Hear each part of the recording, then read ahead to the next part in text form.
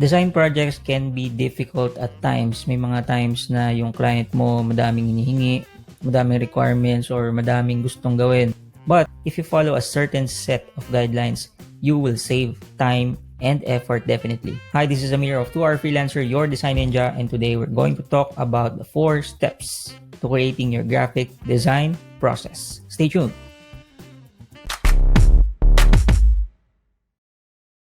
Okay, so here's a quick 4-step design process that you can emulate or follow.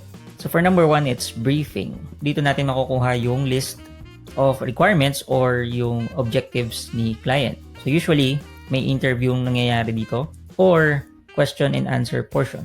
If you need to ask about more ideas or more inputs, it's better to ask questions. Whoever asks the questions controls the conversation.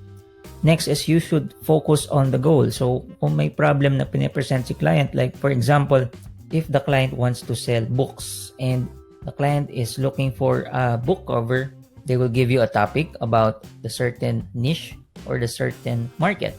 Sample goal, this book should educate individuals about bulletproof coffee. So, you should be taking notes. If you are talking with a client, obviously, always be ready with your pen and paper, or if you are comfortable typing down the notes on your phone, on your laptop, on your PC. What's important is you are taking notes. So remember, the goal should be always clear. This is like you setting a destination on your Google Maps, on your Waze, or any navigation app that you like using. Next is manage expectations. It's very important na simula pa lang ng project, malinaw na kung ano yung dapat i-expect ni client, ano yung mga possible deliverables na pwede mong ibigay, ano yung capabilities na pwede mong dalhin sa project na to. It's important that the client doesn't expect too much, while at the end, you are going to impress them. Managing expectations will make the project flow smoothly. One more thing is you also have to define the timeline of the project. Next is the research phase. So we've established on the first part na you have taken down notes, and it's important that you always go back to the notes para hindi ka nalilito, hindi ka naliligaw, and hindi pa ulit-ulit yung ginagawa mo or pasikot-sikot na walang direction. Keywords. So yung tinake down mong notes, you must be clear of the keywords na binigay ng client mo, ano yung mga important things na binitawan ni client na magagamit mo to complete the project. The keywords is also important for you to do your research online. Siguro naman mas madali na mag-research ngayon kasi online na, unlike before. Here's a sample research. Bulletproof coffee is a drink that combines coffee, oil, and butter. Better take note of important words because you can treat them as objects. You can use them as materials. Promotes weight loss and increased energy levels. So it's important to take note of these details, lalo na kung wala kang alam sa subject, kung wala kang idea kung ano yung gagawin. Always do your research. And isa pang importante dito, you are doing a specific research na hindi tayo paikot-ikot or paligoy-ligoy kasi binigay na ni client yung client brief on the first part. Next is define options. What are the options? Anong tools? Anong tools yung gagamitin mo? Anong color? Anong font? Etc. etc. So when you have finished gathering your items in a list, it's important that you narrow down the options. You have to be specific. Gano'ng katagal mo gagawin? Ilang variations yung kailangan mong i-submit? You have to be definite kung ano yung look or peg na kailangan mong gawin. And as you can see at this point, it's clear down the road kung ano yung outcome na kailangan mong ma-achieve. So the next part is drafting. Ito na. Gawa na yung research and na-derive mo na yung research mo from the briefing. So you go to the computer and open your tool, whatever choice of tool that you like. And syempre, you create. You create quickly. Try to create fast. Do not overthink.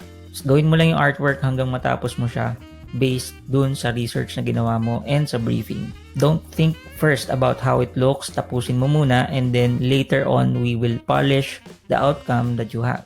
I don't have to worry because it will also go through the process of revision, evaluation with the client. It's important na matapos mo agad muna yung rough artwork. Next, stick to the goal. Inulit ko tong stick to the goal because it's very important that you Stick with the guidelines given by the client. Stick with the briefing. There could be some times na gusto mong mag-think out of the box and try other alternatives, but it's okay. You can present that with another variation para may choice si client. But it's always important, stick to the goal. Kung ano yung dinefine ni client, go with it. And if you have other additions, if you have other suggestions, like meron kang biglang ideyang lumabas habang magkakape ka, or like habang naliligo ka, bigla kang nagkaroon ng light bulb, okay lang yun. What's important is you stick to the goal. Next, keep things simple. It's important na di mo masyadong ino-overdo or overkill yung design. Ngayon, dahil nga meron tayong briefing, meron tayong research na ginawa, everything is specific. Ewan ko na lang if you are still overdoing things. So para mas madali, wag na lang pahirapin masyado, wag na lang masyadong going complicated. Always remember, everything will be refined later on. Unless everything is rush or urgent. Like meron kang boss na rush yan or Argentine yan, just keep it simple. Also, here's another example. Like yung kanina, a book cover for bulletproof coffee. So example 1 I have thought of is a stock image of a weighing scale and a coffee. Coffee cup maybe, or coffee grains, whatever. Now, bakit? Because I am planning to suggest to the client na losing weight is a much better selling point than getting energized. Kasi syempre, alin ba mas gusto mo? Maging energized ka or mag-lose weight? Mabawasan ng taba? Obviously, the answer is losing weight. Kasi if you talk about pain points, mas maraming pain point yung losing weight. Example number 2 is a vector image of a gun shooting coffee bullets. Now, this option is going out of the box. I don't know yet how it will look like, but it will be a good eye catcher for the viewers who will see the book cover. And it should spark interest because how can you associate a vector image of a gun shooting coffee pellets? So that should be interesting for the viewer. It's okay to give suggestions if the client has no specific peg. If sinabi ni client mo na bahala ka nang gumawa, should be ready to give alternatives. The last part is feedback. You have to always be prepared to get some revisions done. So papasok dito yung evaluation. So you send the draft and then the client examines and then evaluate. And then the client will give you some revisions. If there are necessary things to be done, expect revisions to be made.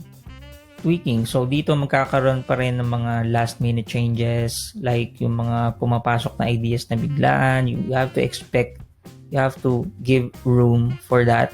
You have to give allowance in terms of time. You have to be receptive if the client is making sense. But if you have a point, you must try to negotiate and try to express your ideas in such a way that you are just suggesting, because that's your role. You are the creative guy. You must be giving suggestions.